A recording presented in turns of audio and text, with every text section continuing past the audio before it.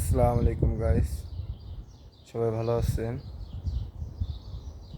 আমরা যারা প্রবাসে থাকি তাদের সবাই মনে করে যে টাকার মেশিন, চাইলেই তো পাই, যখন চাই তখনই তো টাকা পাঠায়। যারা 1 টাকা আয় রোজগার করতে মাথার ঘাম পায়ে ফেলাইতে হয়। দেখেন ভাই পরিস্থিতি, ডিউটি থেকে আসছি, আইসা কিছু খাইয়া আবার ডিউটিতে চলে আসছি। তারপর প্রবাসীদের খালি এই টেনশন, ওইটা এইটা এইটা, এই এক একটা প্যারার উপরে রাখে। সবাই মনে করে কি প্রবাসীরা পারুপে পাও থেকে টাকা ইনকাম করে, বসে বসে খায়। একটা টাকা অর্জন করতে যে কত কষ্ট, দেশের আত্মীয় স্বজন, পরিবার পরিজন কেউই বুঝতে চায় না।